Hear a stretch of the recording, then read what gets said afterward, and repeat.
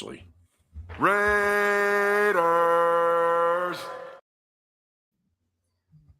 Yeah, welcome in, Raider Nation. We're back. Show me your shield on a Tuesday night. Started a little bit late. Had a doctor's appointment to take care of with my mom that kind of got extended, so we pushed it back a few minutes, but we're here. That's all that matters, right? You're here to see us. So the draft is a couple days away. Anybody focused on who gets picked? I'm not. I played a lot of mock drafts, but that's not what I'm watching. I'm watching what's happening behind the scenes. Teams are talking trades. We're even seeing a couple trades. People's draft boards are changing dramatically. Players are rising out of nowhere because the truth is, this draft isn't going to be decided when the Raiders are on the clock. Agree or disagree, Duncan? Yeah, I agree.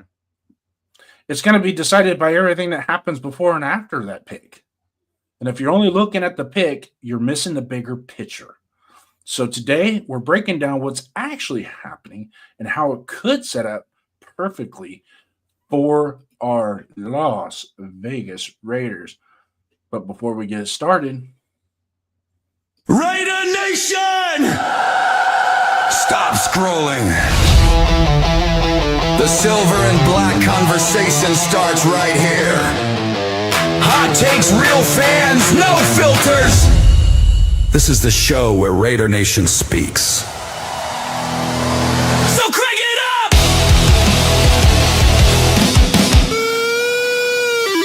And show me your shit!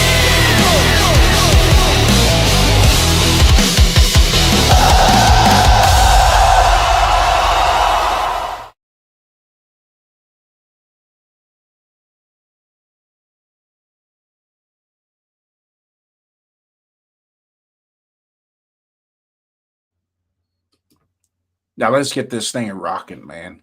The draft is already moving, Duncan. So what say you, man? What you got on that? Oh, I mean, getting real antsy. Can't wait for the draft. I mean, it's 2 days away now, and really, really interested to see who's calling the Raiders right now. Like, what are the Raiders trying to plan? What are they trying to figure out? How they want to move? I mean, Mendoza, I think, is the obvious pick, obviously, but past that, what are we going to do with the 36th pick? Mm-hmm. And what other teams are possibly looking at players that we may be in the range for that they want to get ahead of us for? Or somebody going to try to snipe a player from us? Like, there's all sorts of little different strategies that GMs want to pull, and like this is the GM's time to shine. This is where they earn their moolah. Most definitely, man. This is what makes the good ones great, and the great ones legendary, by all means. Definitely. So if you think the draft starts on draft night, I think you guys are pretty much all behind. If you think it just starts on Thursday night, I would not be shocked to see a bunch of moves tomorrow. Might be low key moves, might be some big moves. Who knows? But based on what I'm seeing and what you guys have all seen out there, is that once you get to a certain point in the first round, it's almost like the talent from 15 to 50 is all toss up. It really is. And then you start to put yourself in, are you really going to be drafted for BPA, or are you going to actually attack it and draft as players that you need, to fill positions of need? So I ask you this, Duncan, do you think the board is already set, or do you think our board is wide open still? Oh, it's ever changing. Because there's no telling the future on like what other teams value more. I mean, BPA is great and all, but there comes a point where that best player matches a position of need, and then teams want to jump up and snipe that. They want to get that player. Like, that's the player they want. No. So I'll throw a little sauce on the fire for you. Media hype versus reality disconnect. Do you think a lot of people's draft boards are set by media hype, or is there really a disconnect with teams from the media? I would say there's a little bit of a disconnect, but it's not fully because like the insiders are going to get a little bit of information from GMs. Like, Mm-hmm. for example, Vinny Bonsignor is friends with I think 2 or 3 GMs that he texts with on the regular just to get their ideas on stuff. Mm-hmm. So, like, insiders and the media, they have a faint idea, but it's not something that they can stamp, sign, seal, and approve. Like, oh, this is guaranteed the pick for this team. So we're never going to truly know what the teams are valuing unless you actually study like each GM and each coach and the power that the GM and the coach have in their balance, which was like last year I was able to predict Porter and Thornton to be our picks because of what Pete Carroll valued so highly. Like Right. those two were easily Pete Carroll picks. Yeah. And more's coming out about the Thornton was because they didn't really make an attack to go to get DK Metcalf, and he felt that Thornton was going to be that DK Metcalf type of player, which didn't really pan out that way, obviously, at least not in the first year. Yeah. You know, we got to wait and see. There might be growth coming back this year in his game. I don't expect it to be that much more because there wasn't a whole lot in Oregon. There wasn't a whole lot in Tennessee to make me think that what he showed us last year in his first year in the NFL is going to be that much different. It almost feels like he's a one-trick pony. Let's face it. He's a one-trick pony. He's a burner. He doesn't cut back really well. And he's not a jump ball player. For somebody as big as he is, he does not get vertical. And he's not aggressive. He doesn't attack the ball like he should. But hey, before we keep going on, we got some guys in here that are shouting out, saluting all of our buddies out there in chat land. Robert Pena, salute, brother.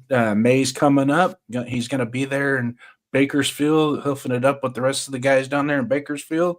I'm not bueno. What's up, my friend? What's up? And then we're going to drag in some Michael Guerrero. Everybody needs a little Mikey Guerrero every now and then in their life. So we're salute to all you guys that are out there. If there's more of you, which I see, hit those thumbs, man. Tap in, give us a chat. Also, hit those like buttons, subscribe, tell your friends. We seem to be pretty cool guys. I don't know. We're just chill talking football. Pissed off of us, and some people like us.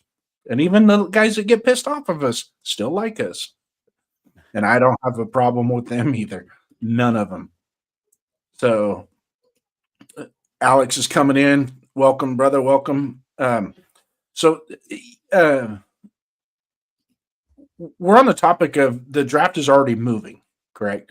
And there's already been like the Dexter Lawrence trade. What is your feeling? How do you think that Dexter Lawrence trade affects us at number 36? At 36, was the Giants pick right before us, right? In the second round? Yes. So it's possible the Giants are now looking at a player that we may have had our eyes on. So that McDonald or the Georgia D lineman, Christian Miller? Christian Miller? Yeah. So those two guys, I wouldn't count on either one of those guys being there for us. They could also go a different position. I mean, the safeties are really good in this class, and every team can always use another good safety. So yeah, especially if one falls to you at the board, it's kind of hard to, especially in the position that we're in on the backside of our secondary. It's kind of hard to pass up a really good safety, especially in that position, because if you look at a lot of the top safeties here recently, that's usually where they're picked, you know, with Hamilton and what's his name from Seattle that was outstanding his rookie year. Yeah. You know, that's just right about where you want to be. Yeah. So for a pick like that, because I know the safety gets a little devalued when it comes to the top of the draft. It's hard for me to shake my head on that, because if you have a safety that is just that good, they could be just as valuable as a lockdown corner. Yeah. You I know, think the league's starting to realize more the safety position where the value comes from is the flexibility of the player. Are they a true free safety? Okay, they're gonna shift down the board a little bit. Are they a true mhm, strong safety? They're gonna go down the board a little bit. Are mhm, they a guy in college that was able to go step up into the slot, go play free safety, go play right, strong safety, go play man against the tight end, go play zone over top of another corner? Like the flexibility of the player coming out into the draft, that's where that value's coming in. right. And I think the league's really starting to notice that. So I think there's going to be a shift in how the safety position's viewed. And it's not going to be viewed anymore as like a strong safety, free safety. It's going to be viewed as just safety. But Yeah. what can they do at that Versatility, role? though. Yeah. Versatility at the safety position. Because I'm Yeah. hearing a lot of that, and I'm seeing a lot of that now as well, is when they're grading these safeties, can they play the strong? Can they get down in the box, but yet Yeah. still play that center field and roam and be that fierce center fielder that can take away part of the field. You know what Yeah. I mean? To where when that quarterback drops back and he gets through his, let's face it, only quarterbacks only go through two progressions, right? When Yeah. they get to their second progression, does he shut them down? By rotating over uh, in the coverage. So a lot of factors go into it, and I understand that. It's kind of like with the tackles. You know, Yeah. the value of a tackle, a guy that could play right and left tackle and be spot on at both positions, super valuable at the top of the draft. Yeah. You Or know, interior O line being able to play both guard positions and no, center. yeah, and which I don't understand how I don't understand how a lot of centers, really good centers, fall back like that, and it's just like God, it's like probably one of the most important positions on the field is the center. Yeah. And so it just to me it just seems like I I mean I get it, but at the same time the old school in me is like if the guy's good, the guy's good. You know, no matter what the no matter what the value of the position is at that point in the draft. If you feel that guy can make a difference on your team, just take him. Who Yeah. cares? You know what I mean? It's like, all right, give me a C or a D in grade in my draft. I don't care. The guy's gonna perform, Yeah. and It's you like can. sorry. I No, you're good. but, uh, it's like our, friend Darkside OB always says is he just wants good football players. Right, Like, ultimately, get the great football players. right. Like, if you're gonna find a spot for a guy who plays football really well and has that football knowledge, you're gonna find a position for him to succeed. Yep. No. Yep. Another one coming in. Marcus Banks, salute my brother. Thanks for coming in, Alex. Thanks for coming in, dude. Salute to you guys. Much obliged. Yeah, Just salute, here Alex. chopping it up with us. If you guys got any questions, shoot them in the chat. Kind of focus on what our topics are going to be. Read the banner. Let us know. Got a little poll question here for you. Let's do this real quick. Down in the bottom here, you'll see there's a poll. This is new, something we're starting. I think this is the first time me and you are using it on our show. Yeah. Where would you go with the 36 pick? Type 1 if you trade back into first. Type 2, trade back into the second. Type 3, stick and pick. Just type the number. If you type anything else after the number, it will not register your vote. So just type the number, and then if you have something, if you want to comment on your vote, then do another chat. And that'll get that, and that way your vote will register. Yeah. All righty. So Bush Raiders coming in as well. Salute. Just And salute Marcus Banks. Guys Yep. always showing up to like Yep. our group of content creators, showing respect. Yep. Guy's a class act. Yeah, and he's a Tennessee Titans fan, but he's always fair and balanced with us. And like I said, if you ever showed up at the Black Hole with us one day and we happened to be there, drinks on me, my friend. Beers on me. $20 beer. Bush Raiders saying stick at 36 and get McDonald.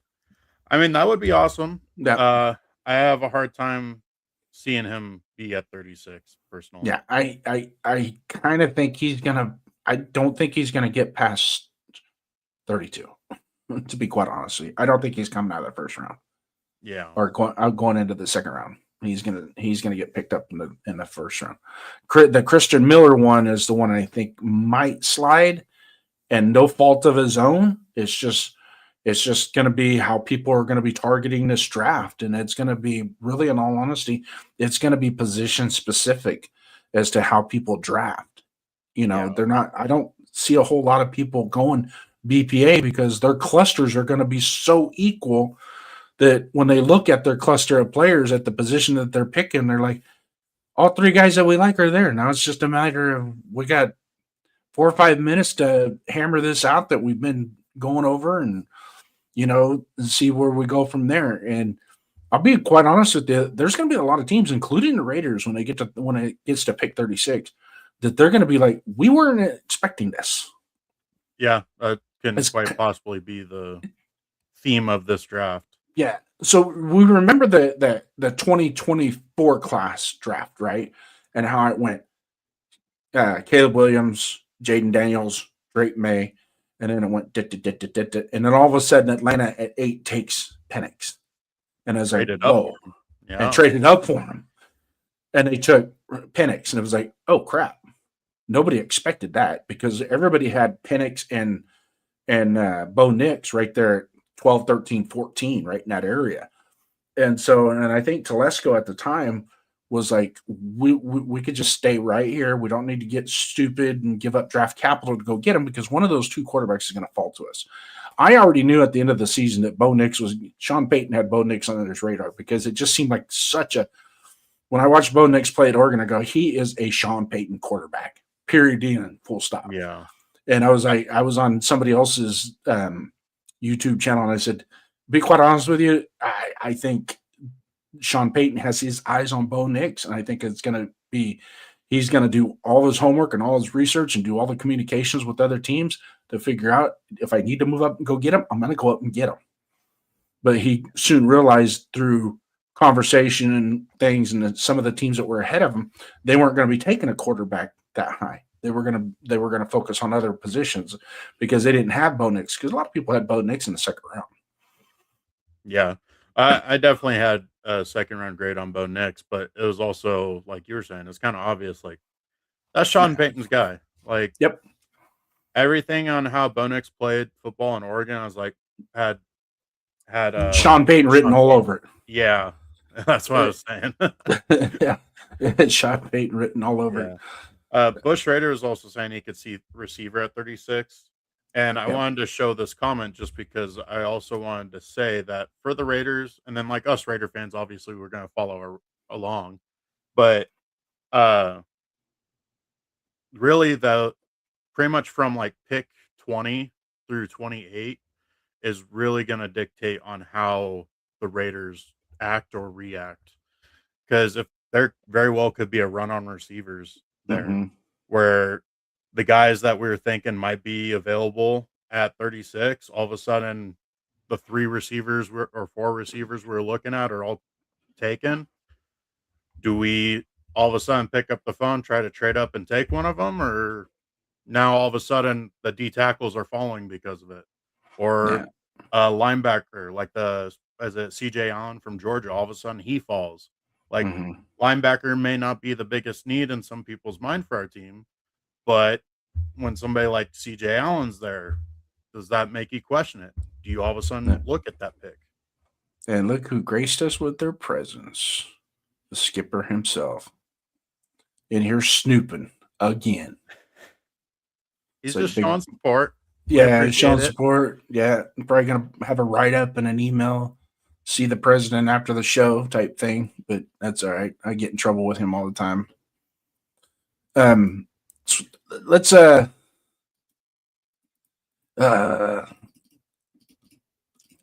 got one here for you.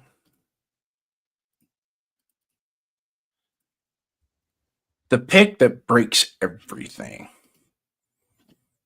So the question is, one team is about to panic and everyone else is going to feel it when they either move up or trade back.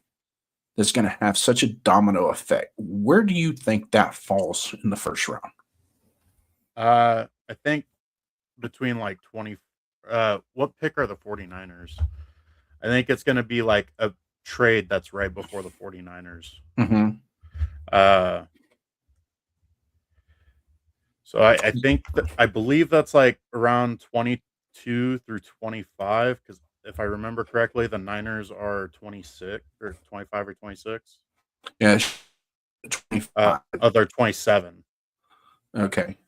So it's going to be a little bit before, but I can really truly see somebody in the second round trying to get above them for certain. Where do you think? Where do you think San Francisco's going with their draft?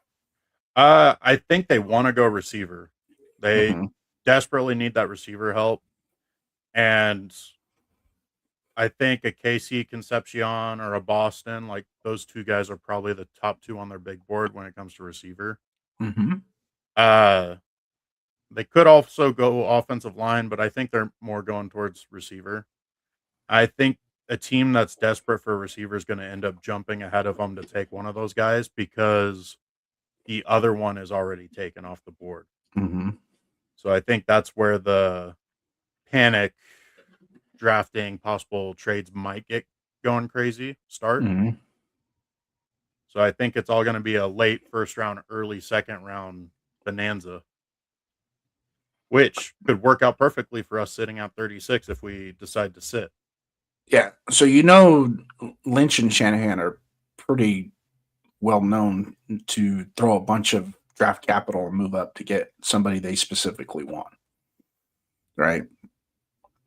The Trey Lance thing. That even to this day, I was like, it just shakes my head that they wanted him so bad that they were willing to do that. So do you think maybe that they go from 27, maybe try to shoot up to like 16 or 18, somewhere in there? Like if Mekhi Lemon ends up being right there, Yep. I think that's possible. Okay. That could also start the receivers going off the board rapidly. Yep. Which brings us to our point, right? Yeah. There's a couple of receivers there that I think John Spytek might be willing to pull the trigger, pull some change out of his pocket, and move back up into the first round. And I'm thinking that he's probably going to have Chicago on speed dial, just for that reason. Yeah. So it's just a hunch that I have. It just seems that's a sweet spot right there, 25. If you're top 5, top 7 in the second round, getting back up to 25 doesn't really cost you a whole lot. So you're going to flip your second round to get up to the first, plus you're going to give a third and maybe a fourth or a couple of fourths to get back up there. Now, mind you, I don't see anybody using 2027 draft capital in trade ups unless it's an absolute, like something that they, you want to get up in the top 4, right? Then you're going to have to give up. You might have to give up some 2027 draft capital. I myself, when the season was over, it didn't make sense to me that the Jets would give up all those quality of players to pick up that kind of draft capital just to package it all together to go get one person in one spot. Right. To me, it just didn't make sense. It just like you in essence traded 2 really good players to try and get one unknown. Yeah. So it did, to me, that just didn't make sense. So, in my line of view, I myself would probably want to trade back in a second. And this is my thought. And it's no more than 5 positions. Don't do like last year where we went from 37 back to 58. No, don't do that. But there's some really sweetheart stuff if we go from 36 to 41, 42. It still keeps our cluster is still there and live, right? And what we're looking at, what we're targeting is still going to be there and live. And moving back to 41, 42, just kind of in that 40, 41, 42 in that area, moving back, picking up. We could probably get a late third round pick out of that, or another early fourth round pick somewhere up in the 100s. And then what's that give us at 100, 102, 117, 134? There's 4 picks right there that if you got another guy in the second round that you think is worth it, go for it. You know what I mean? Because I mean, as much as we want, as much as, and a lot of people think quantity of picks is the best thing, but when you start to harness a bunch of fifth, sixth, and seventh round picks as your predominant, like that's a lot of draft capital. Well, use those. Those are $5 and $10 bills. Put those together and go get you $100 bill. Yeah, they're bullets in the chamber to jump up and take your shot at a earlier Yeah. pick. With all these extra picks, like that's ammunition you can use. I mean, let's face it. If all right, we'll give you 117 and 2 of our 6 round picks to let us come back up into the early third round or late second round. Yeah, Because there's a lot of teams in this league right now that are going to be in this draft that are going to be in a position to where they're going to need bodies. They don't necessarily have to improve certain positions. They just need to start adding depth. yeah, We're still improving positions and trying to add depth, which is super difficult to do. So, I mean, our UDFA club is going to be for depth. I mean, I hate to say it, but that's probably where we're going to be, to add that depth to try and get that third guy on the defense. But we already have depth at defense and offensive line, really, in honesty. So, and from what I understand, like with Charles Grant and Caleb Rogers and Burford, those guys are really in the scope and the eye of Rick Dennison as to being, it's like, no, we don't have to move off of these guys. There's more to it, because what happened last year was a shit show. yeah, And that was 100% coaching. yeah. I will say, with the 36 pick, I agree with trading back a little bit, but we can't do like last year where we go too far and we just miss out on a prime pick, and then we go back again because we missed that 1 or 2 picks, that players we wanted, and then right before us another very good player that you and I both really liked, and they get picked right before us. Yeah. So I'm okay. I actually would prefer to trade back from 36, but marginally, like keep it within 6 picks and do not trade back again. Yeah. And like you're preaching, use the later round draft picks as ammunition to trade back up. Like, bundle them up. Let's go get those quality players. Yeah, I think we can improve the team with 5 picks just as good as we could with 10 picks, and 6 of them being past the 4th round. Yeah. Well, heck, so even if we use the 5th round pick and some 6th round picks, and maybe we get another later round pick, even if it's just to get into the 4th round, there's a lot of quality players in the 4th round. Even third round would be preferred, or even at 2nd round, depending on what the price is. But go get up and get those quality players. Yeah, we need starters. And yeah, people can say that we need the big flashy names and star players, but ultimately we need starters right now across the board on both sides of the ball. And we get quality starters through this draft. If we can get 4 of them, we have a brand new team. Like, we're already excited about what our team's looking like from free agency. Imagine we get 4 starters from this draft. Like that's just huge. And we got 4 legitimate free agents, and you know what I mean, that are 3 of them are, and I don't think there's going to be anybody argue with me on this, that Nakobe Dean, Walker, Linderbaum, just those 3 people right there made a huge difference in our team. Now, if you went to the suck meter of how bad we were last year, how much better does it make us? Is to be seen, right? I mean, we don't know for sure, but just what we see, and you can call it on paper, and you don't win games on paper, and you don't win games in March and April and May. I get that, but everybody knows just by doing that made a substantial difference on our roster. Now, some of these other guys, especially like with Linderbaum, how much is Linderbaum going to elevate Caleb Rogers or Burford, depending on who that right or that left guard is or right guard, however they position him and JPJ? Who's to say how much is he going to elevate JPJ? Yeah. Right. And how much is he going to elevate Glaze and Grant and even Miller to a certain example? To a certain extent. How much could he also, the way he is and the way he plays, could he elevate those guys, the entire room? And then you throw in there Rick Dennison, and nobody's going to argue with me that he is absolutely the top 2-3 offensive line coaches in the NFL today. Right. Yeah. But his wick is running low on the candle, and we know that. So we need to get the best we can out of Rick Dennison right now.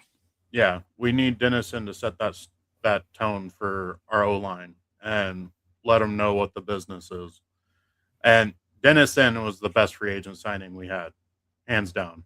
Just getting somebody with his experience, knowledge, talent at coaching the offensive line. Like, he's been through everything that there is when it comes to the outside zone run scheme. Seen it, done it, heard it. Yeah. And he comes straight from the Bible of the wide zone concepts. When you look at the author of that scheme, run game, he's right there hand in hand with the birth of it. So he's a co-signer. Yep. He's a co-signer of it. So it's just one of those deals where I think you said it right, is probably one of the most important signings we had in the offseason was getting him, especially compared to what we had last year. Right. I mean, we had a guy.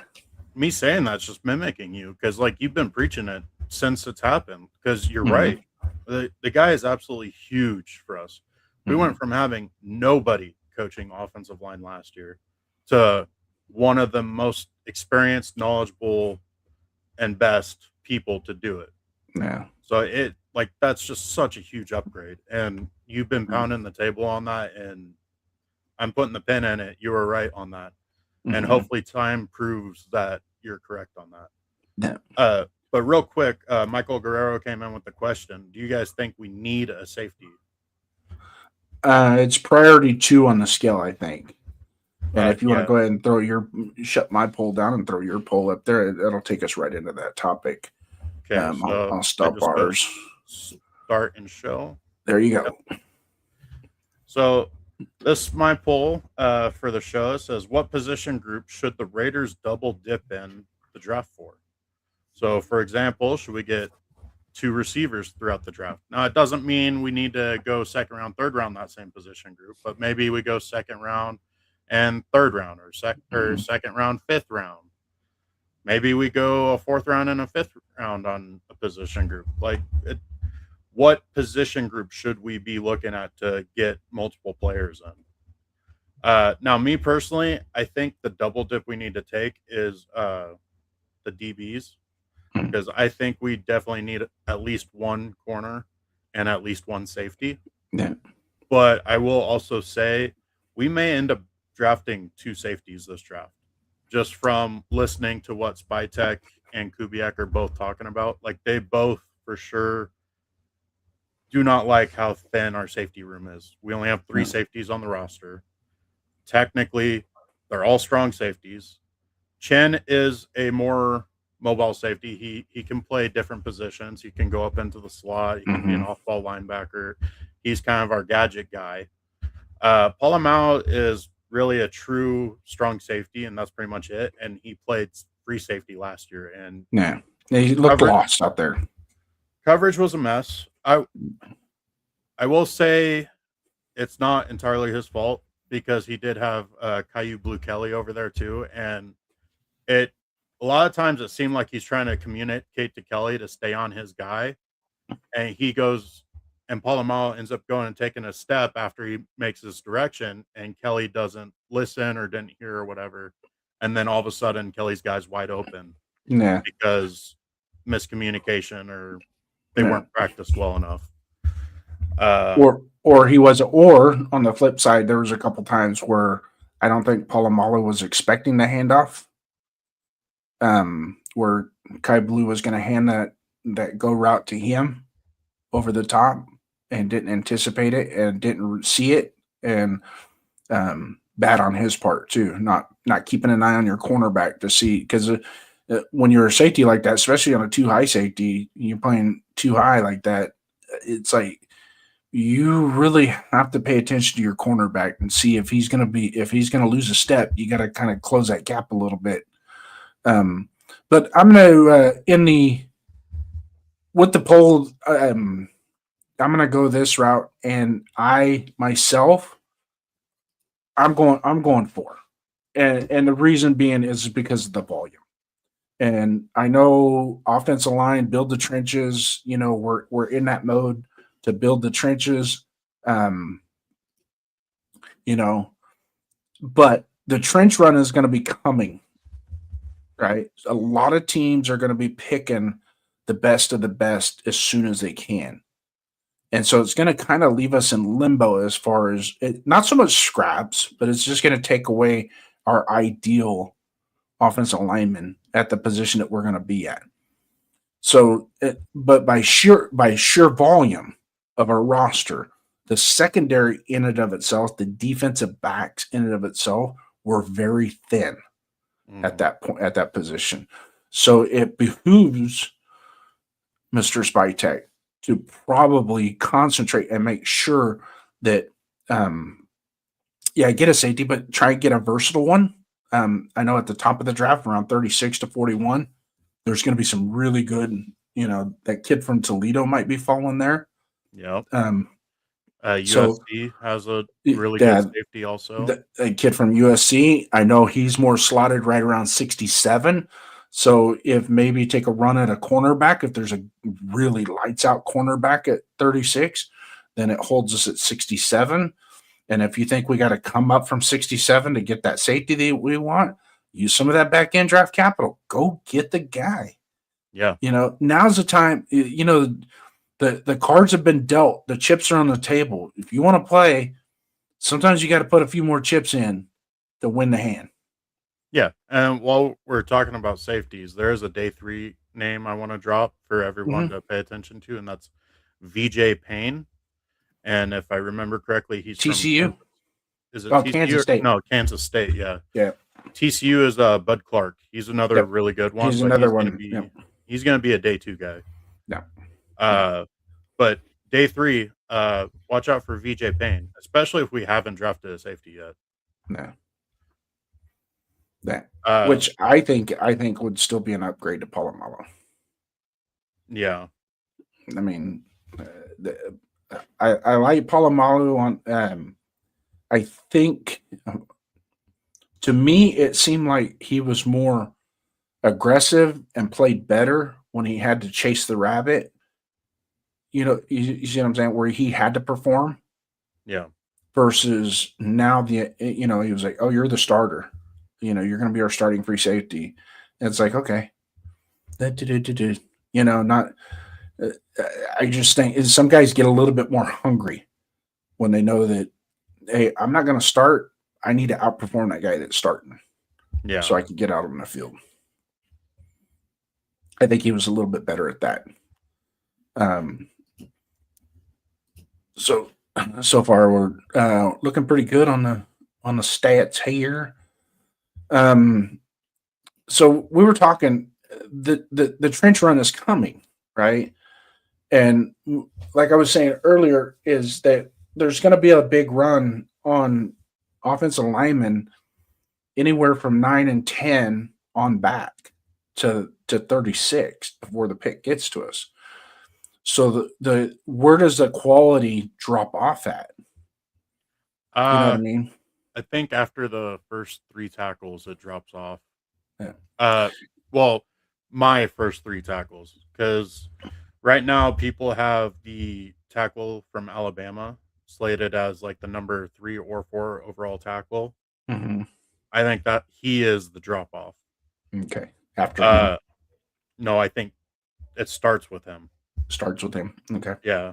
So personally, the 2 absolute stud right tackles on Fano and Mauigoa, they're stout. They're going to Yeah. be very good. They're in plug and play, ready to go. Yeah, they both have excellent feet. They both have good power. Maui Go is a lot more stronger, but Mhm. Bono is very, very athletic and quick. Mhm. And then for the left tackle, Freeling from Georgia, he's very Mhm. good, and he is Mhm. stupid strong. Mhm. Like he's a guy that you do not want to tangle with in a bar fight. Like Yeah. he's got punching power. He knows how Mhm. to use his hands. Uh, So that's 4. well, yeah. So the fourth one for me would be the Alabama tackle, just Caden because that's Proctor. Proctor. Okay. That's where he's ranking consensus wise. I Mhm. think he is the drop off when it comes to tackles. And then interior O line, there's really only one guy slated in the first round right now, and that's um uh the Penn State guy. Ione. Yeah, Ione. I'm taking a crack at it. It's Yeah, IHONE or something like that. Yeah. yeah. I think people are calling him Vega. Vega. Yeah. Yeah, Vega. He's probably, in my opinion, the best O lineman overall in this draft. Like Mhm. he's so solid. He's very strong. Got great size, great footwork, and he's mean. Like And he he's gets got a after. lot of games under his belt too. Yeah, he gets after people. Yeah. He is a big reason why Penn State could run the football. No. What about Uh, H&R from Arizona State? You're I think losing he is a very talented player, and he's very raw still because more of a project. Yeah, he's new to football. he doesn't have a lot of game experience, No. but he is very, very, very talented and very strong, great feet.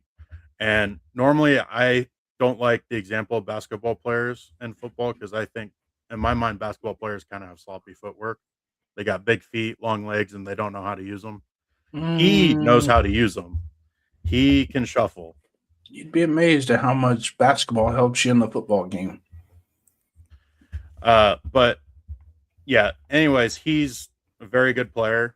Uh, and he did really, really well in the Senior Bowl at right tackle. Mm-hmm. Uh, the other right tackle that I'm kind of high on is Miller from Clemson. Mm-hmm. He's another very athletic guy at the tackle position and can play zone really well. Mm-hmm. He's a little bit, I don't want to say weaker because that makes him sound not very good for an offensive lineman, but compared to the other guys, he doesn't have that strength. Mm-hmm. But he's a very smart player. Like he knows what to look for prior to the ball being snapped, where he knows what he needs to do. So he's not, Angles. yeah. So Good he at gets to position quicker, yeah. which is huge. Which is primarily what we're looking for with the wide zone. Yeah. What are you able to develop the proper angles and get to the point? Because it's not so much getting right into the guy's face, but getting to the point where you need to be to take care of it. Yeah. Welcome in, Money Chuck. Money Chuck's in here. I'm for trading up three to 7 spots from 36 to get Max H. Nor. I think we can address defensive tackle and safety later. I'm not sold on Glaze. Grant needs to be a backup. A repeated injured Miller. With Grant, I somewhat agree with you developing him, but if for some reason he can win the right tackle position in the preseason, win that position, he still would be considered. I think a swing tackle. If Miller goes down, you just automatically take him, put him on the left side, and then you plug your backup into the right side. As far as trading up 3 to 7 spots from 36 to get Max H&R, and like we were talking about, there's still a lot of development that he needs. It could be quick. It could take a while with him. Yeah. So I know he at the Senior Bowl he was very one of the things was he's very coachable, constantly stayed on top of things, on top of his assignments. Never really got beat. A couple times he dropped too fast and let the edge rusher get underneath them, but it wasn't. But he was able to recover because he does have quick feet, and his base is solid. So I think he would be one of those guys that if he had another year of eligibility left in him, that going back another year and maybe hitting the portal and going somewhere where, going to Penn State or um, uh, what's another good offensive line school? Minnesota. Minnesota, Boston College, Ohio State, somewhere like that to really work on his skills as far Yeah. as angles and protections and reads. Because what's his, is he able to identify, a zone dog blitz? It's like, okay, that corner's coming. do I, Yeah. what do I do? Oh my god, I think he's coming. I'm not sure, but I think he's coming. And it's like, oh shit, here he comes.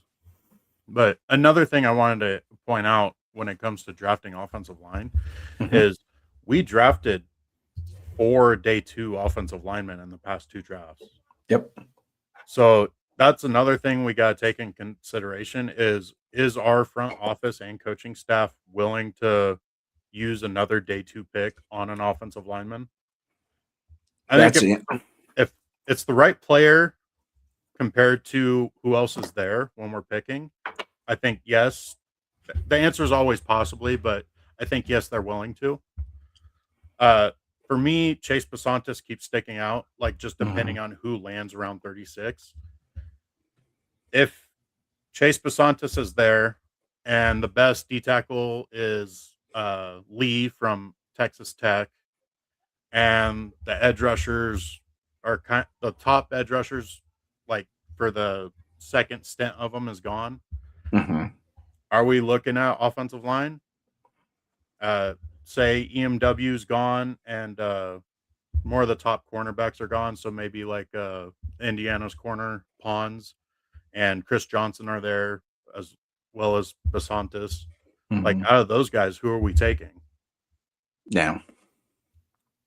So I'm not saying they're not going to invest another day 2 pick in the offensive line, but I think it's more unlikely that they do because they really don't know exactly what they have in this offensive line.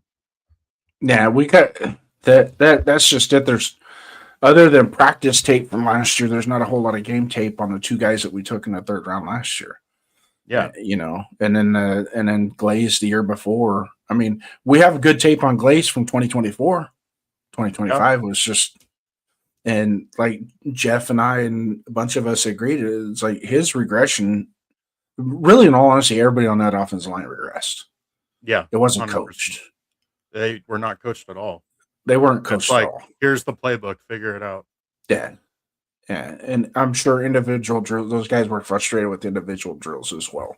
That none of it seemed to correlate with what they were actually doing with the game plan when they were doing Yeah. their individual drills and their team drills. And you could just tell the level in which they practiced. You can tell in the games that they weren't practicing the right way. So, and that has a lot to do with it. If anybody's ever been around football and played football and whatnot, and that if you practice like shit, you're gonna play like shit. Yeah.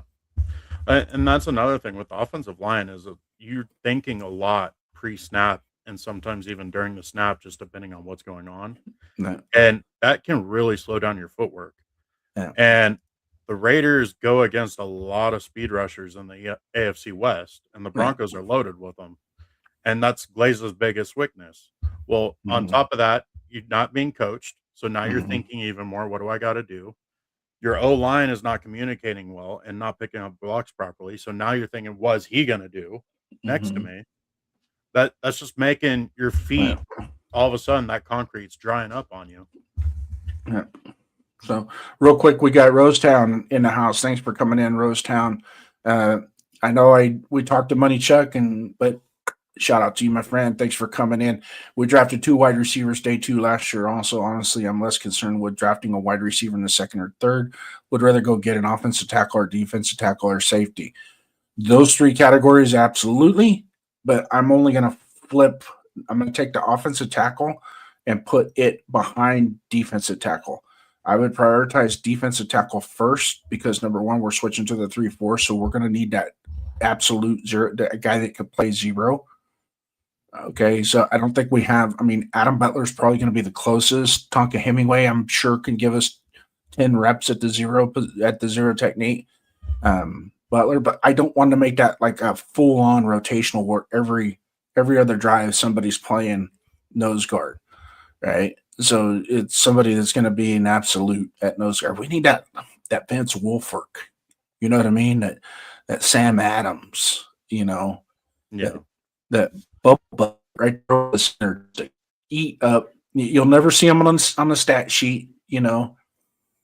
Silent but violent is what I like to call it. Also, Thornton was a day 3 pick. Who? Thornton. Yes, he was day 3 day pick. 3 pick. Yeah, Best was day 2. Thornton was day 3. Yeah, and Thornton. Everything that I've heard this past week or so is all indications are that was an absolute Pete Carroll pick. Like, yeah, but I also did hear Spytek is really praising Thornton because he's one of the guys that's been there every single day in the off season working out. Yeah. And he said he's really putting in the effort to try to get better and bigger. Yeah. Which a lot of times happens with these guys when they come out of college because their first year as rookies, they spend so much time trying to prepare for combines and pro days and yada yada, and they're still doing stuff at a college level in their preparation, physically and mentally, and then they get that full. And some of them it's a blur. Their rookie year is just a blur, and then once that season's over with, within a couple of weeks, they can kind of take a deep breath, sit back, and go, okay, and then they can start to pick their resources. They're getting in contact with veterans because a lot of veterans throughout the league are more than willing to talk to the younger guys about, hey, this is what I saw, or that's what I saw. And even cornerbacks, it doesn't hurt for a rookie wide receiver going into the second year to reach out to, say, a Sauce Gardner or somebody like that and say, hey, what do you think? What do you think I need to do to improve my game? And believe it or not, they share information, but not secrets. Right. So, they'll share where you need to get to, but they won't tell you how to get there. Yeah, and then the rest of it's going to be on you to develop those little. There's a blank mat with an X on it. Figure it out. Yep. Yeah. Exactly. So, and I wanted to stick on the receivers because I'm more in line with Money Chuck's thinking. I'm okay with not taking a receiver day 2. My thing is I'm not willing to trade up for a receiver unless, for whatever reason, Mekhi Lemon gets to the 20s. Pull that trigger. Go get that kid. Yeah. And at 36, the only receivers I'm willing to take are Boston and Cooper. I was just going to say, Boston would be hard to pass up at 36. Yeah. It'd be real hard to pass up on him. But I'm really not willing to trade up for a receiver. And I'm more trying to think, let's save our first round pick next year for a receiver. Yeah. Now, if they traded up to go get Freeland, I will jump through the roof, man. I would probably even it'd be like win-win if they move up to get Freeland. Got our left tackle of the future. Start him at the right tackle, and then next year or the year after, move him to left tackle, just like the Chargers did with Joe Alt. Well, Chargers did that out of necessity, right? They did that because of injuries. No, they started him at right tackle, and I think a lot of it was getting him more dialed into the NFL caliber of blocking on the right side versus the left side. Left tackle got hurt in the preseason. Yeah, I know. And that's why Alt moved to the left. He moved to the left this year. Yeah. Or this past year. Yeah. His rookie year was on the right side. Yeah, and he was practicing in the offseason at right tackle, and their left tackle got hurt, and then that's why he got moved. That's why.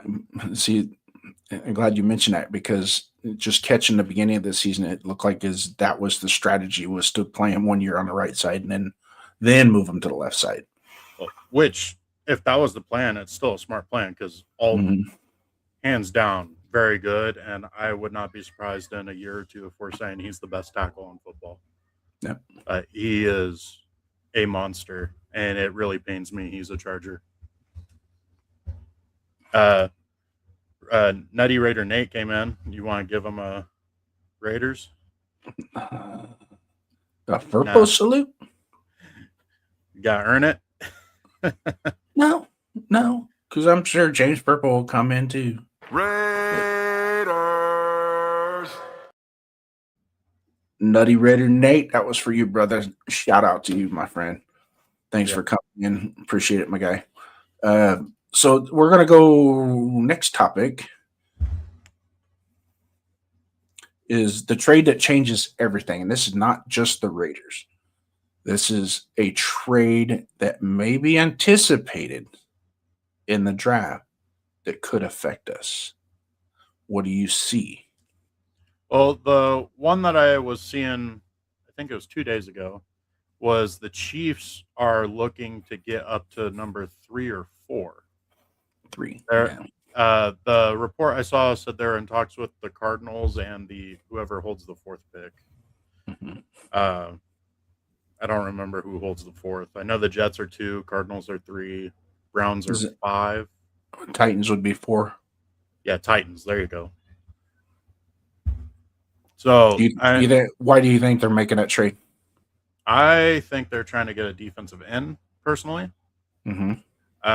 They also want to shore up that defensive line to make sure they have their next star defensive lineman once Chris Jones retires. But the other thing is they could go for Carnell Tate. Get another stud receiver to go catch passes for Mahomes. Mm-hmm. I mean, because they did end up getting Walker in free agency, so they don't necessarily need a top-end running back. So it's kind of a waste to pick Love. Mm-hmm. So I think it definitely would be looking at defensive end or receiver right there. Mm-hmm. Yeah. And then what about the chart? Now, what about the Cowboys? Cowboys got 2 picks as well in the first round, 12 and 20. I could see them trading up, but I think they're fine picking where they're at. Mm-hmm. Jerry Jones and the Cowboys, they do a great job usually drafting in the first 2 rounds. And it seems like they have a lot more success when they just stick and pick. When they go hunting and reaching for players is usually when they end up messing up. Mm-hmm.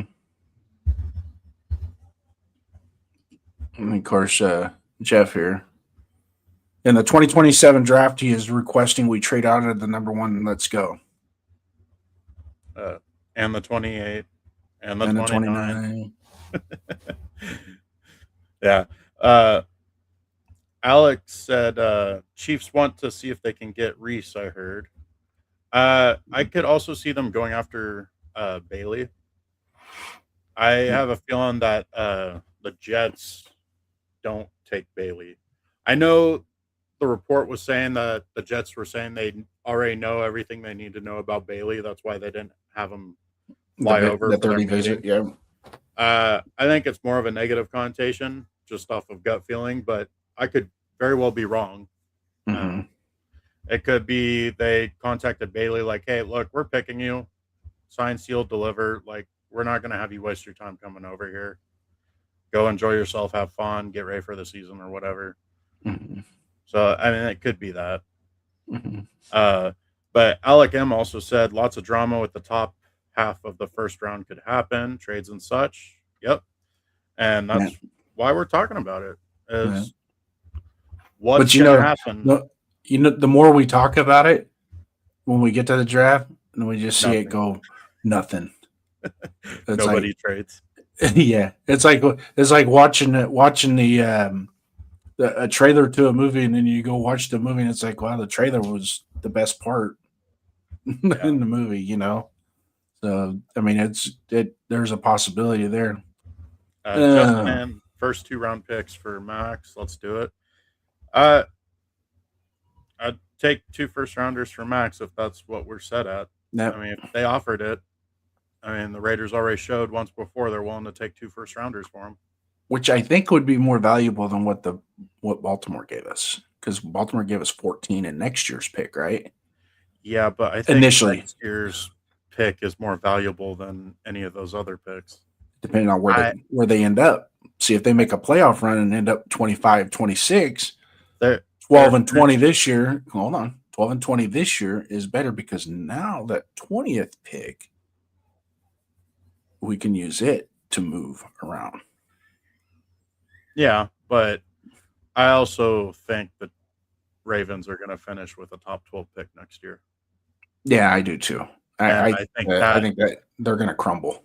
Top 12 pick in next year's draft is so much more valuable than the 14 this year.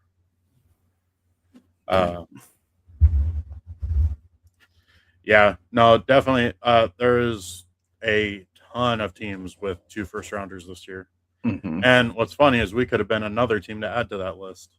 Like, that's ridiculous how many teams with 2 first rounders this year there are. Mm-hmm. Yeah. So do you think the Raiders' best pick in this draft might actually come from someone else's move? Yeah. Yes, I do. That 36, like, it all depends on how it plays out. Because if it happens like late enough in the first round, like within the early 20s, mm-hmm. where it starts a frenzy of position picks, mm-hmm. some very talented players that should have gone in the mid to late 20s could very well end up in our lap at 36. Mm-hmm. And that seems to be what the best draft strategy for us has been for the past 2 years, is like we just sit and the best player ends up in our lap, like with Bowers and arguably Genty. I know a lot of people didn't want Genty for different reasons, but it was never because of the talent of Genty himself. It was because of the position, the value of the pick. Yeah. And where our team's at. And I felt the same way. I felt that we could have probably done better with an offensive lineman, but had we drafted an offensive lineman last year, it would have still been the same shit show as to, we drafted this guy number 1 and he's crap. Well, it's not because he's crap. It's because the coaching was crap, because everybody on the offensive line sucked last year. Right. Yeah. So just to lay this to bed real quick. No, we're not saying Mendoza is not the Raiders. It won't be the Raiders' best pick. Mendoza is the Raiders' best pick, period. We're saying value. Mendoza's going to go 1. We all know he's going to go 1. He's valued at 1. So you get value. And that's not just us. That's not just the media that's doing that. But where you get value is by getting a player that's valued at a higher pick, and you're picking them later. That's how value works. No. So now, if Mendoza's the best pick for the team, period, in this draft, and I'm not going to argue that in this draft, if it was a different kind of draft, maybe he would be the 5th or 6th or 8th pick. But in this draft, and you guys have all been doing your mocks, there's no Calvin Johnson in this draft to make us think otherwise. There isn't. If there was a Calvin Johnson in this draft, I would say, okay, it would be kind of stupid to go with a guy that, has tons of upside, great quarterback, had a great year, I think could probably do really good. How good? Nobody knows, as much as, we want to defer from other people's opinions. If you formulate your own opinion, and this is my opinion, I don't know about you, but it is what it is where we're picking, and we're just there. I mean, it is what it is. And now if we do trade back and get, let's say Spytech and company says, you know what, we love the guy, we want the guy, but I agree, the offer to move up to number 1 is just too sweet to pass up. I'm not going to argue that either. Yeah. Bare minimum, we got to get 2 first-round picks for next year's draft. And there's only 2 teams that can achieve that for us. So I don't see it happening for us to trade back. Mm-hmm. Yeah, I don't think anybody's going to offer what that number 1 pick is actually worth. I mean, I hate to say it, I don't think the number 1 pick is as valuable as it was in previous drafts this year. Where somebody's going to really come at you hard with a bunch of draft capital to get that guy, you know. Um, but anyways, when he asked him that question, your answer should have been no. Mendoza is the best pick, not something we get later. LOL, which you said. He's talked about value. Value was in the question, but The value. we can hear whatever we want to hear. It's not going to change what Jeff hears. He just wants to hear the story he wants. The value in this draft. I'll be quite honest with you. Where is he at in total value? I'm pretty sure if you took all 32 teams draft boards and collaborated all 32 of them into and put them together, he's still going to be in that top 3 this year in the draft. And being that he's a quarterback, he gets bonus points, right? So that's going to elevate him even more into that. A lot of experts, way more than what we can as fans on the YouTube side, a lot of experts are saying it's an absolute. The Raiders would be stupid to pass on him at this point. All but one. Well, Orlovsky, I mean, you got to give Orlovsky credit. You know, he's sticking to his guns. He's sticking with his pick, and I'll give him respect for that. It's and it's not the evaluation that I'm upset at. It's the comments that follow that aren't supported. You know, that's where I have a beef with it with Orlovsky, is when he starts to make comments like, "Who did he play? What games? Where were you?" You know. But I promised this show I was not going to talk about that. We were going to talk about everything else that's pertained to the draft. And for those of you guys that are in here that are just showing up, we have a poll that is running. What position group should the Raiders double dip in the draft for if we were to double dip? And of course, number 1 is wide receiver. Number 2 is offensive line. Number 3 is defensive line. Number 4 is defensive back. Type the number. Don't add a comment. If you do have a comment, type the number, hit send, and then put a comment right there after with the hashtag. Otherwise, your vote will not register. Yeah.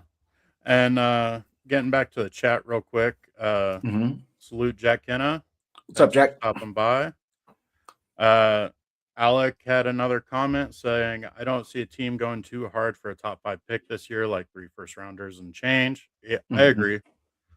There's a lot of people that are going to want to move back in the first round. They're already setting things up, and it's just the total draft in and of itself, the quality of the draft in and itself from top to bottom is very milky. You know, there's nothing clear, you know. And it's the quality of players that are in the top, are considered in the top 15. Like, there is no like true standout. Like, this draft, rightfully so, has been labeled a draft full of starters, but not stars. Because there's a lot, it's very deep in quality starters, and there's no true star talent in it. Yeah. And that's where the trading up to get that player, that's not going to happen, which is why I'm agreeing with Alec right here. 805 stopping by. What's up, 805? Salute, 805. Thanks for coming in, brother. Oh, by the way, great show the other night, dude. Loved it. Yeah, loved it. It was your film breakdown is awesome. And for those of you that don't give you the credit for what you do and the effort that you put into it to do that, it mind boggles me. But as much as I can agree with a lot of the things that you showed, there's a lot of things that even go into it for me personally and how I evaluate them that you're not seeing that's not being showed consistently. Right. So those are the things. And, you know, and I do agree with you. There's not a sample size with that kid. We don't have a big enough sample size, at least in the Indiana side. I know Cal, there's a little bit more that correlates with the NFL style, and not so much Indiana, but also at the same time, understanding that that wasn't his fault. It wasn't like they did that because he couldn't. They did that because that was their program. And that's how they want to. You got to understand, Signetti is coaching to win games and not coaching to develop NFL prospects. Yeah. But at the same time, the way he coaches, his intent is to elevate them as players. So when the time does come, they have it. They have something that they can hang their hat on. Yeah. Jack Um, Kenna Sand to double dip in free safety and running back. Not running back. Say I could see doubling down on safety, but going back to your poll, Yeah. um, we include defensive back primarily because if you can chip a cornerback, an elite cornerback, or somebody that could be an elite cornerback, and then maybe getting that safety that is in the later rounds, that would be premium. And I know Spytech is specifically looking for a safety that is going to be versatile, somebody that could play free safety, center field, command center field on a single high, or also be able to come down in the box and make tackles and make plays in the box as well. So they can basically, I know Jeremy Chin's strength is strong safety, but getting a guy that is fundamentally sound as a free safety, but could also fill in at that strong safety position, plus win-win. We hit it.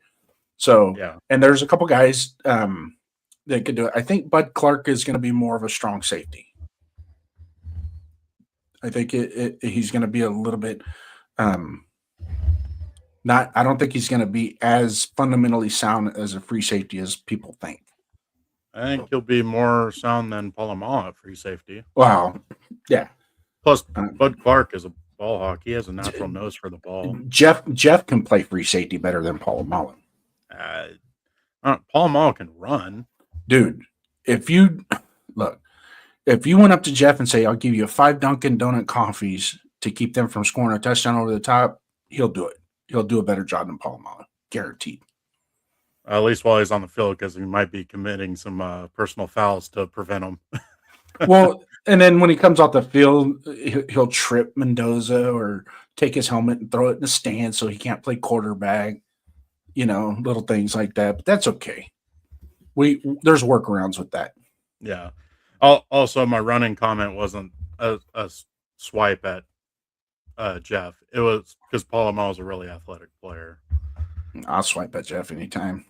Yeah. He doesn't answer my calls anymore, so but I'll swipe at him. 805 saying, come on. Only 2 more days to talk about the trade back. Yeah. Maybe on your show you can save it. We don't want to take your win from your sales.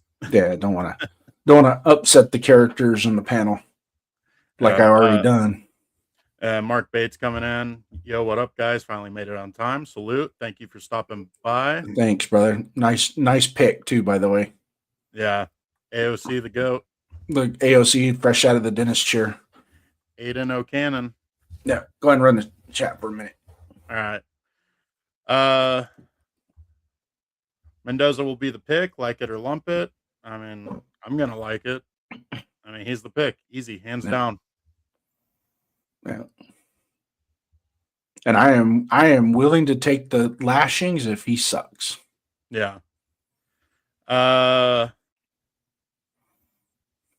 805 saying appreciate it. I'm all about the feedback. I mean, it's always great talking to you because you come back with educated opinions, and it's always fun to talk with somebody who can back up what they're talking about. Yeah. And honestly, every time I listen to you, there's always at least one thing I'm learning. So I'm always appreciative of it, even though you can't get it across your head that we're sticking and picking at one. it just upsets him. I know, and bless his heart, man. I know he's entitled to his opinion. Yeah, he is, and all for it, and I appreciate it. And like I said, he backs his opinion with what he shows on tape. Yeah, and we all know that he's going to sit there and support Mendoza once he is the pick. And he's going to do his usual where during the season, he's going to break down the game film, show what he did good on, show what he did improve on, and show what was like, what the hell he did. I expect him to do the exact same thing he did with Genty. And he was in the same position with Genty last year. And I agreed with him last year. I didn't think picking Genty at number 6 was the right pick. I didn't, but we got him. You know what I mean? So I'm opposite of those guys that were pissed off when we took Brock Bowers, and I was the guy going, "Are you stupid? Has anybody watched this guy play?" And they're like, I'm getting yelled at, like, "We need a tackle. We need this." I go, "Yeah, but dude, he fell in our lap. You can't let this guy go, man." Yeah. And sure enough, after his rookie season, I was like, I heard a couple guys on their podcast go, "I still wish we would have got a tackle." It's like, no, you don't. No, you don't. Don't quit fooling yourself. You're trying to get yourself out of a corner, and it ain't working. Yeah. Alex saying Bud Clark really good at getting the ball though. Yep, 100% agree. Yep. The guy, Yeah, has he is no a ball good hawk. He's got a Yeah. good punch to him too. You ever He's see that? He has almost like Rodriguez from Texas Tech, where his timing on the punch is pretty legit. yeah, and as long as I'm not getting him mixed up with another player, but I believe he has a really really good missed tackle rate. I think it's sub 5%, Mm-hmm. and for a safety that makes a lot of tackles, that is very good. Nah, but I don't want my Uh, safety leading the team in tackles. Ugh. well, right, but you also want your safety to make the tackle when Yeah. it's asked of him. Yeah. Yeah. Jack Kenna saying Ramsey and Clark, look for it. Yep. We brought up Ramsey. He's one of Mhm. those safeties that we're valuing, or at least I'm valuing a little higher just because he can play multiple positions. He not as fluidly as the MW. Uh, Mhm. Ramsey did play a lot of slot this year because of injuries on USC, and he did struggle a little bit, but he still was easily one of the better players on that defense, and it showed. Mhm. And he is a leader, uh, which I know Jason appreciates that a lot, having leaders on the football field. Down the middle of the field, my friend. Down the middle of the field. Yeah, Yeah. I mean, you go back to the Baltimore Ravens team. That team was built off of leadership down the middle of the field. yeah. Mark Bates, if there's no competition for Palomalo before the preseason, we did something horribly wrong. Absolutely. Yeah. We need at least to draft one safety. I wholeheartedly think we are going to. Yeah. And I'm thinking no less than 67. Yeah. There's going to be a safety come our way. And if we are going to double dip at safety specifically, then I'm looking at VJ Payne and day 3. Maybe the 5th round, I think, is a good spot for him. No. He played for Kansas State, for those that didn't know. Money Chuck saying, I'd like to double down on D tackle. I'd like to get a true nose tackle and a 275 to 300 pound 3-tech guy for our 3-4 defense. Which would be a 5-tech and a 3-4. Yeah. Yeah. I know what he's talking about. It just I think with Adam Butler and Hemingway and Pegues and Jonah, excuse me, with those 4 guys, I think we're set. And then we also have Tyree Wilson is going to play a 5 or a shade, inside shade on the strong side. So I wouldn't really look for that type of defensive tackle. We're going to be looking more for the zero technique, that big bubble butt, 6'2", 340-pound guy that could just, get after it. Look for at pick 134, Chris McClellan from Missouri. Yeah. Just kind of, I mean, go watch that when they played Alabama. Him and Zion Young were just beating them like a redheaded stepchild. It was funny. I was like, holy crap. I turned that game on and I was like, that number 7 and that number 9 are just making life miserable for Simpson. Yeah. Jack Kenna saying, JD, is the rain coming down over there, bro? Yeah. In fact, I got to go drain my pool here in a little bit. Probably in about an hour or so, I got to go drain my pool. Alex saying Bowers is awesome. Mm-hmm. I don't know how you don't agree with that. Yep. Or at least as a Raider fan. Yeah. Well, there was a lot of people. There was a lot of people when that hit. I was in a Discord chat, and there was a couple guys just, "What are you doing? That was stupid." Blah blah blah. I go, "You kidding me?" Bowers is a player. I go, if there's anybody that is legit dude in this draft, it is him. And then Yeah. last year, I called it again. Yeah. Tyler Salute Warren. Raiders back. Tyler Warren was the dude in last year's draft. Yeah. Salute Raider Zach coming in, saying Raider Nation for What's life. up, Raiders Zach? And Alex saying I was excited about drafting Mac, but once again the Raiders neglected the Raider position or receiver position. Nah. Yeah. I mean, we definitely need a standout receiver, but we need a lot of things. So our number one pass catcher is Bowers. Even if we did get a top receiver in this draft, Bowers is still the top pass catcher on this team, at least this year. I'm fully willing to punt receiver this year to make sure we get next year's wide receivers. Yeah. You guys talk about next year's quarterback class. Wait till next year. Yeah. The other positions is where we're going to get a lot of value. Keep an eye on people like Nick Harbor and guys like that coming out next year that you're just going to go, holy crap. There's going to be 5 wide receivers in the first round next year. Yeah. And they're almost all of them are that true X receiver that everybody's clamoring for. Which adds to the value. Too bad Tony out of Miami wasn't eligible to go into the draft next year, because that would just really make it insane in the first round. Yeah. Yeah, absolutely. But that just adds to the value of just taking Mendoza now is we don't got to worry about getting a quarterback in next year's draft where supposedly it's going to be an absolutely stacked class at quarterback. Well, now we can focus on the other positions. So when it comes to next year's draft, we can go and look what teams absolutely need a quarterback. Okay, what teams are ahead of us? Which one of those teams need a quarterback? Okay, now we can cross those teams off the list. Now we can look at all the other positions. Which of these players is falling to us? That's where the value comes in. No. And like we said earlier, we gave 2 pieces of draft capital last year for wide receivers.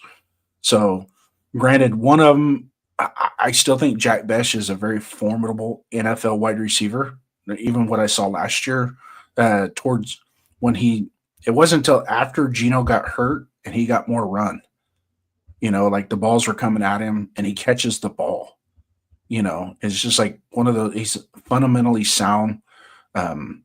Runs good routes. He has a limited route tree, but what he does he does very well.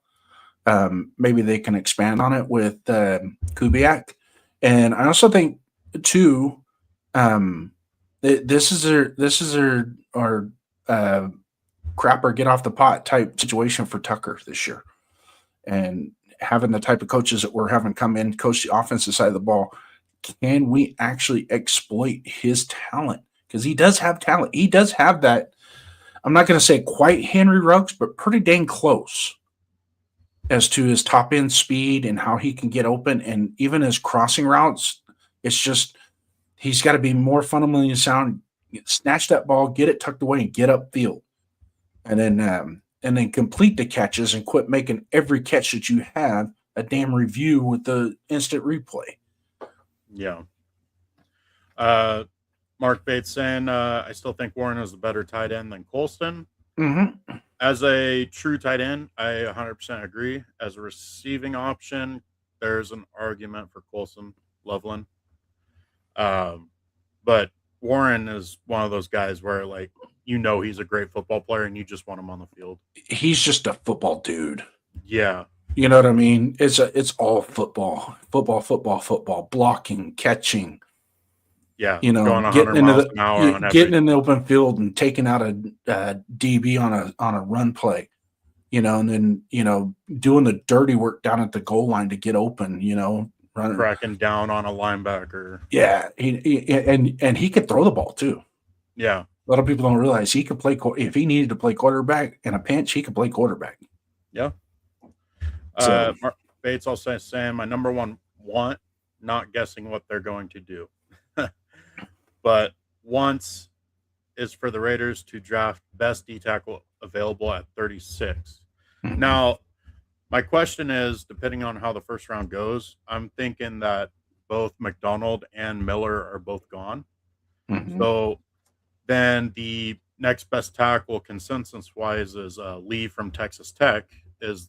Are you okay with drafting Lee at 36? No.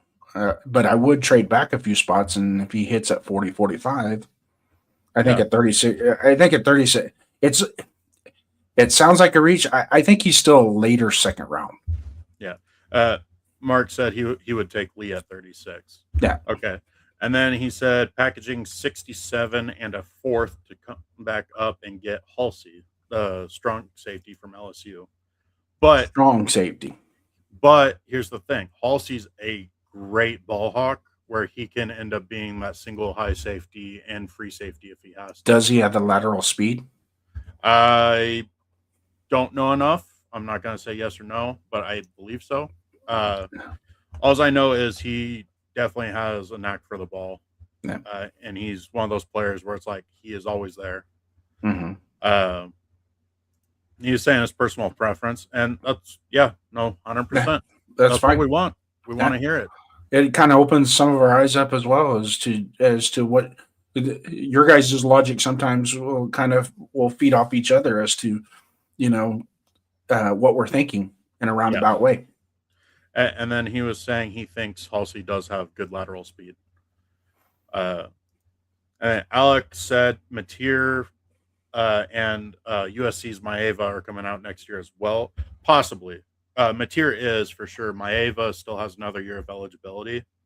So there is a chance that Maeva plays another year in college just so he can be the number one quarterback the following year. Yeah.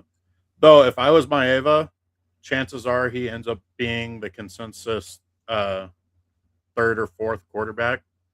So he ends up going to a good team or a decent team where they're ready to win with him and it can support him better. So it's just how the player himself thinks of it. So he definitely could come out next year, but he does have another year of eligibility. Right. But yeah, there's a bunch of quarterbacks coming out next year that don't have eligibility left anymore, unless they're trying to pull some COVID thing. Yep. Or is that's done with now, right? The COVID stuff is, but you still had that postgraduate 5th year, and they're still letting people have, if you redshirt but yet you graduate, you still get a bonus year. Okay. On the 5th year, I'm not quite sure if that's Chambliss's situation, but I like the 5th year eligibility for if you graduate early. So you graduate within 4 years, you got your degree, but you want one more year of just free football. I like that. It allows people, I know Carson Beck was in college for 6 years. I know Ty Simpson got his degree early, but it's pretty easy to do when you're the backup quarterback. Yeah. For 3 years. So, but hey, those of you guys that are on the poll, in the poll right now, we're going to shut the poll down. I'll give you 30 seconds to, if you haven't picked yet on the poll, it's number one. Should we double down on wide receiver in the draft, offensive line, defensive line, or defensive back? Just put the corresponding number. Do not put a comment. It won't register your vote if you put a comment in. Just put the number. So I'll give you 30 seconds on that. Go ahead. Yeah. And 6-year eligibility has always kind of been a thing because you had your redshirt year, and then you can play 4 seasons. So that's 5. But you can also have an injury year. So even though you don't play one of those 4 seasons technically because of injury, you were still eligible to play. So you had 6 years available if that happened to you. And that was before the COVID situation. Yeah. So I think right now, I think it's like with that Miami linebacker, I think it is. He's going for his 7th year. Yeah. Is that right? Yeah. That's where it's getting kind of crazy. That's a little too much. That's basically an NFL career, 7 years. Yeah, the guy's going to be, 27, 28 when he's done with college. Yeah. Kind of crazy. Alec coming in with another banger. He's been on fire today. Zachy Wheatley from Penn State would be a good safety to take 4th round. Yeah. Absolutely. Yep. And he's more of a true free safety.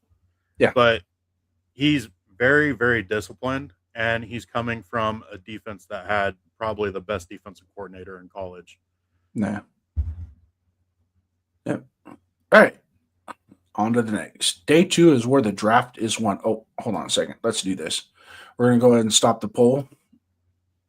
And then let's get into our next topic. Day 2 is where the draft is won. And I'm going to talk a little bit more about this is rounds 2 through 4 are usually your roster builders. This is where you're going to get the guys that are going to be guys that are going to have significant roles on the team. By having the volume in those rounds is better than having the volumes in the later rounds. So that's why earlier I said, since we've got so much draft capital at the back end in the 5th, 6th, and 7th round, why not just package all that stuff up? Maybe let somebody swap our third with them, or give them a 102 or 117, which is pretty high up in the 4th round, and see if we can come back up closer, maybe into 120 or even get into the 80s or 90s, get a pick in the 90s. So, I mean, if you think about it, if we go 136, 67, 90, that's 4 picks in the top 100. That's great. And I think that really improves your team faster and better than wait until the 5th and 6th rounds and getting some scraps off the plate to make a meal. Yeah. But round 1 gets a lot of attention. Day 2 builds teams. So let's be real. I want you to be real with me on this one. Do you care more about round 1 or the rest of the draft? I care more for round 1 just for everything going on. But as far as building the team, day 2 is definitely more of the filling. And it almost always seems like every year I'm paying more attention to the guys that are going to be going round 2 through 4. And as they're like the guys that I really enjoy watching and studying their film and seeing if I want them on my team or not. Mm-hmm. So ultimately, overall, I would say the rest of the draft I like more than round 1. No, I'm kind of in the same boat too. It seems like I'm more in tune to rounds 2 and 3, but I do like to watch round 1 and see what kind of craziness happens, because it's more where the drama happens, and not so much with us, but other teams as well.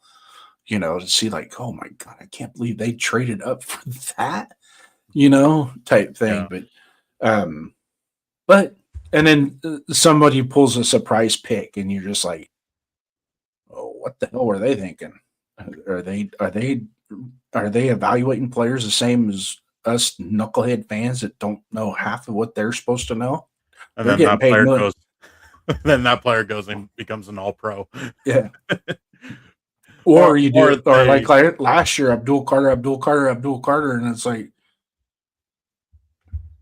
I think at one point the Giants were like, I don't know if we want to keep this guy, and he's our top 5 pick. Yeah, it almost seemed like they were willing to cut him. Yeah, it was getting to that point.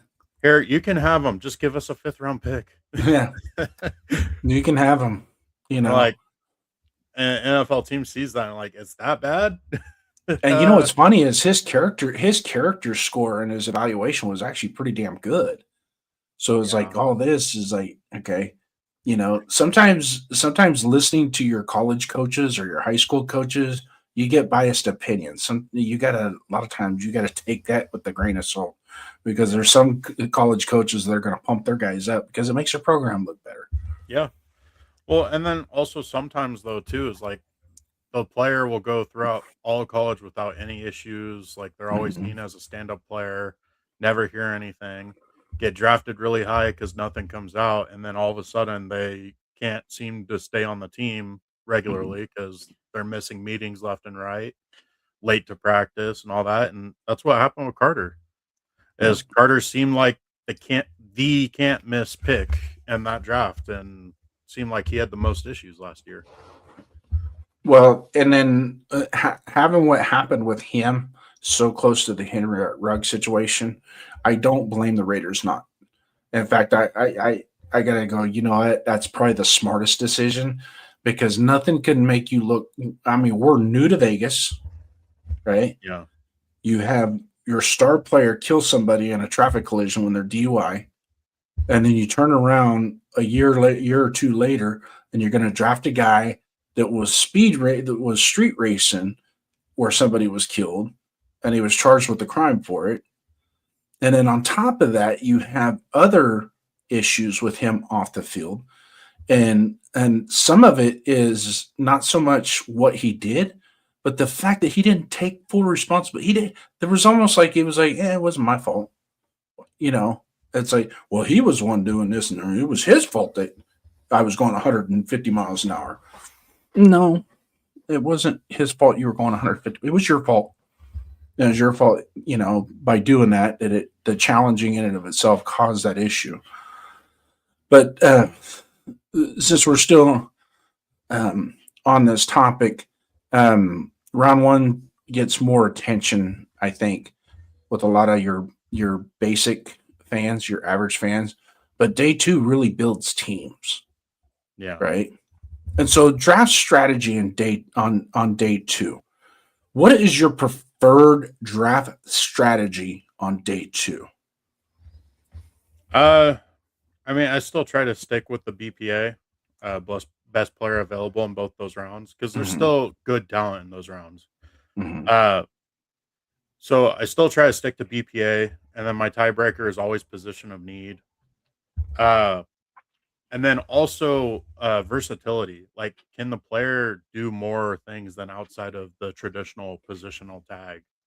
So, like for me, how we were talking earlier in the show, safety, I think, is probably more of the position I look at in the rounds 2 and 3, Mhm. and if that player is versatile, because a versatile safety can do so many things for your team. They can be Mhm. your leader from the back end, in the middle. They can play off ball linebacker depending on the type of player they are. Like your Jeremy Chin, they can go play slot corner if they have to, Mhm. depending on the coverage and how things shift pre snap. Uh, Or if we and- want to run cover zero, yeah, that they can still back up and cover the middle while our 7-man pressure is getting unleashed. yeah. So it ultimately in rounds 2 and 3, it's positional versatility and position itself as the tiebreakers. And I'm still trying to stick to that BPA. So, Yeah. like offensive line, looking at those tackles who weren't like the standout top 10 pick easily in college, did they play multiple positions? Because Mhm. now they're going to be more flexible, they're going to be more knowledgeable. Usually they have better feet because they're used to going to both sides of the field now, Mhm. and have a better head on their shoulders because of it. So they're a little bit quicker because they're not thinking as much. Yeah. Uh, Again, safety is the versatility on what they can do there. Cornerback, can they tackle? Like, your number one job is to cover, but you need to be able to tackle. Are you Yeah. able to come No up and run business support? decisions. Are you able to come up and run support? Are you able to go break up a screen? Like that kind of thing. You need to be able to go and play tough football as a cornerback in the day two picks. Yeah. Uh, Nothing pisses off a head coach more than to see his stud cornerback come up and play two-hand touch with the running back or receiver. yeah. Nothing Uh, makes him madder than that. yeah. But no, generally speaking, day two, I'm going BPA. Fourth round and on, that's where I'm looking more at the positions where I need to get fillers. Mhm. But the players I'm looking at is not necessarily if they're good all around guys, like not great, but they're good. I'm not Mhm. looking at for those guys. I'm looking for guys that have a clear cut, like they excel at this thing. I take that player so I can build around that thing, Yeah. because they need an absolute tool to be able to succeed in the NFL. And if they have that, they have a chance. The Oh, players what? that are like kind of good all around, they usually tend to just be a step too slow in everything they do Yeah. and don't hang around. Yeah. Are the Raiders going to be aggressive or be patient? Aggressively Which patient. which one wins the draft? I mean, either one can win the draft, really. Ultimately, the name of the game is to get players to fill your roster, especially starters, guys that are going to play for your team for a long time. And Yeah. both of those can do that. And some people don't realize too, being patient, sticking and picking is also an aggressive mindset as well. It takes for some GMs, it takes a lot of discipline for them to do that because they might want to reach for somebody in particular just to be safe to get that guy and it not work out. Yeah. And I think that's where your Mike Mayocks and your Reggie McKenzie's failed themselves because and especially it surprised me with Reggie McKenzie more so than anybody because he was pretty big on staying taking the draft picks at the position in which you earned them is better to fill your roster and build your team up than it is to try and reach for somebody that you might want to get so somebody else doesn't get them because you're paying attention to other people draft philosophies sometimes will put you in a corner that gets you screwed up. Yeah. So it's better to stick with your plan, your ideas, your beliefs, with your evaluations.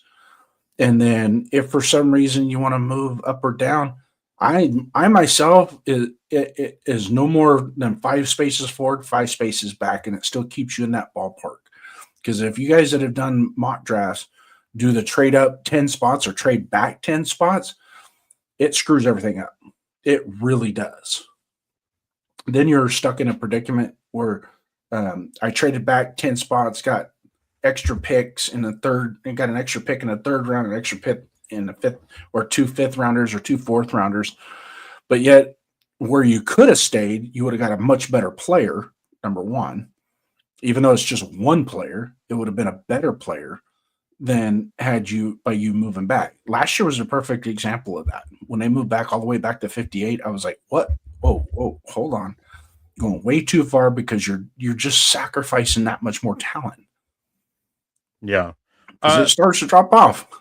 Especially when you start to get past 50, it drops off pretty quick. It doesn't matter what caliber a draft is in a whole.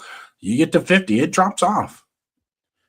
I mean, the best way of thinking about it, if you are looking to trade back, is are you in a cluster of players you like? Mm-hmm. How many are there? And then that dictates how far you're willing to trade back. So if you're in a cluster of 6 players, like you legitimately are really happy to take any one of these 6, mm-hmm. and then you go and trade back 7 or 8 spots, and then all of those 6 players are gone, well, you just screwed yourself. Right? No. Ultimately, if you're going to trade back, you got to make sure the players that you have at hand on your board that you want are going, at least one of them is going to be there when you come to pick. Yep. So what I want the Raiders to do in this draft, what I want Spy Tech to do in this draft specifically, be aggressive, be smart, hit the numbers, and not sit back and pat yourself on the shoulder on Sunday, coming up Sunday. But let's get these guys in here, get the helmet strapped up, start getting the cracking with them, and see where we are as a team. Because believe it or not, this draft is ultimately going to dictate how we're going to be the next 5 years. Because you got Bowers is going to be ticking out on his rookie contract. All right, you got DJ Glaze ticking out on his contract, JPJ ticking out on his rookie contract. They're going into year 3 of their rookie deals. So you got to maximize that, because I know for sure Brock Bowers is going to command a big paycheck. Yeah. Especially if he does anything remotely close to his rookie year. And better than and last year is, even with his injuries, he still produced at a high level. Yeah, and he got more touchdowns. Yeah, he had more touchdowns last year than he did his rookie year, and touchdowns count. I mean, you can catch 1,500 yards worth of passes, but if you only got one touchdown, you didn't really help the team out that much. You might have helped him get him down the field, but did you help him get in the end zone? And that's what we're looking for. Yeah. Do we want to clean up the chat real quick? Yeah, I don't know how much far behind we are. We got 12 or 13 in here still hanging out with us. Salute to you guys, Alec M, Mark Bates, Alex. If you guys are still there, Raider Ryan, salute to you, my friend. Those of you guys that are still in the chat, if you're sitting back idle, throw a question in there if you want. But let's get to Alec M here. Some very good wide receivers, defensive line, quarterbacks will be there in the second round. Exactly. I don't think we really have to pressure ourselves to move up. I really don't. Unless for some reason that guy that is a top 10 talent gets to 25 and you go, wow, if we're going to do it, we might as well do it. And that's where the aggressiveness, strategic, smart, and being aggressive, I'm all for it. Yeah. I'm all for it. Who wins the chaos? Everybody's watching the pick. Smart teams are watching the chaos. And if the Raiders play this right, they won't just draft well. They'll gain an edge.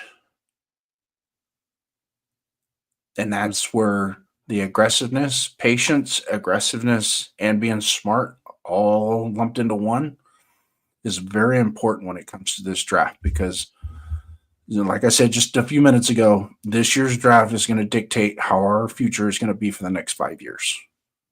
Yeah. Full stop. As much as we want to look at 2020, everybody's looking at 2027. We still got 2026 to put a team together and play. Yeah.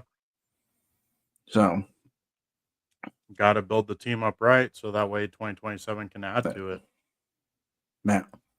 But what I don't want is I don't want them to get caught up in the chaos. So if teams are moving up, moving back, moving up, moving back all around them, don't panic. It's okay. Let them do the stupidity. Because ultimately, if there's a lot of trade backs and trade ups in the first round, there's going to be some top talent fall to us. Guys that maybe if you might have ninth on your board all of a sudden slides to you at 36, which is so goofy about this draft. There's nothing concrete in this draft, including Fernando Mendoza is not concrete. It just so happens where we're at, where we're picking. He checks all the boxes of a franchise quarterback in which we need, and he's 3 steps better than Derek Carr. And those that hate Derek Carr are the same ones that hate Fernando Mendoza. I'm sorry, but it's just the way it is. And Derek Carr was solid for us. We let Derek Carr down. He didn't let us down. Yeah. Got any final thoughts? Final thoughts for the draft. Hopefully it shows some excitement from other teams and we sit and pick and play it smart like you've been preaching. And hopefully we come out of the draft feeling good about our team. And ultimately, I think we're going to be able to talk ourselves into liking whatever draft it is and try to buy into Spytek's plan. And then once the season comes around, we'll finally see a little bit of what it's supposed to look like. And then hopefully by the end of the season, we see a true picture of what this team's starting to become.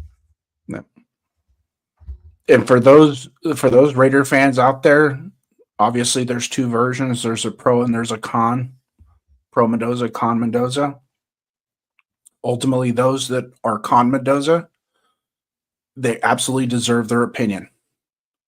And you got to respect that as Raider Nation. Respect it.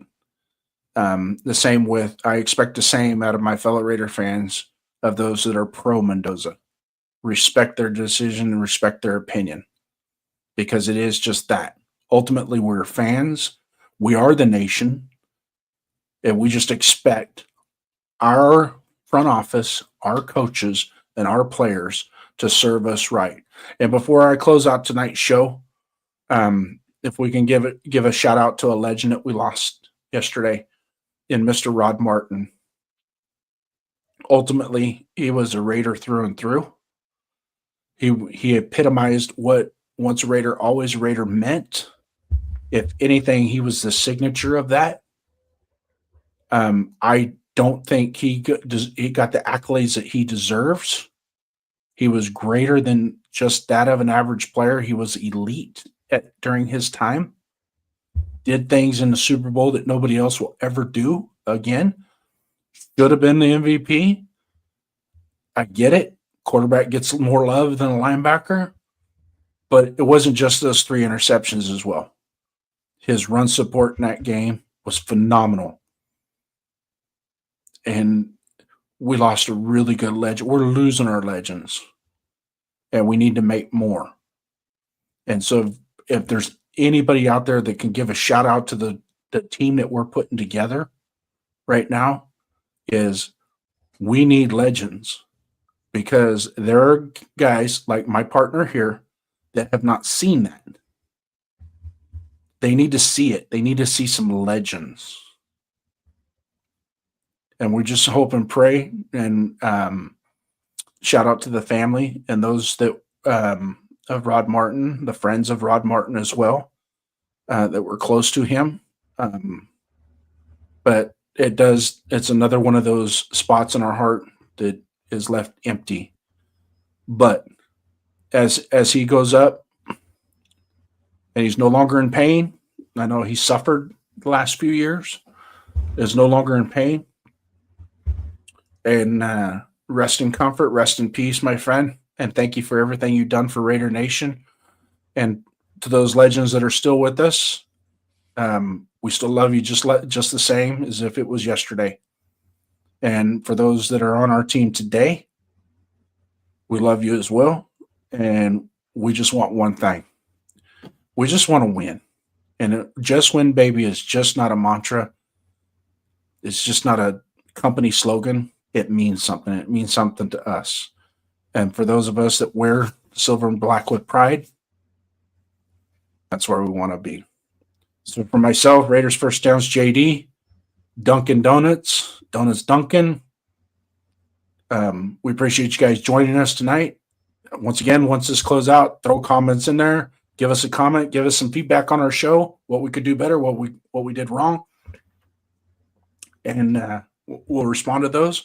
Hit those likes, those subscribes, and share the show with your friends. I know you guys got friends. I know Jack Ken has got a lot of friends.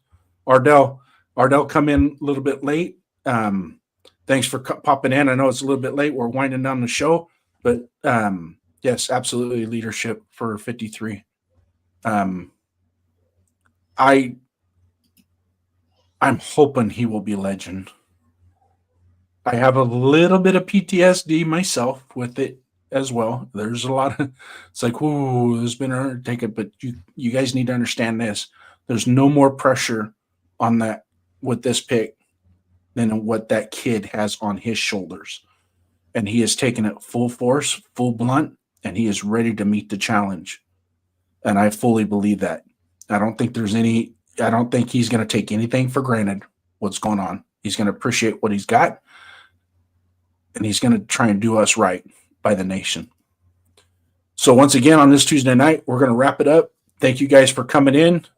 Duncan, it's been a great show, my friend. We'll be back next Tuesday with a little draft wrap-up, hopefully some good things. We might have something on the weekend that we might do a pop-up show. We have a couple buddies of ours that couldn't join us tonight that we wanted to come on from our Discord channel. Maybe we'll throw a pop-up show up Saturday or Sunday, depending on if we can get everybody together and do a 4-man roundtable of what we just went through over the week with our draft this week. But until then, guys, we appreciate every one of you guys that have come in. And once again, go Raiders. Cold open, counted out. Yeah, we heard the talk. Cold nights and long losses, still we walk. Scoreboard hurt, but the heart stayed real. Still wear the black, still flash the shield. From Oakland roots to Vegas dust, pain in the season, but we still trust. They say it's over, I say move on, but Raider pride don't ever gone.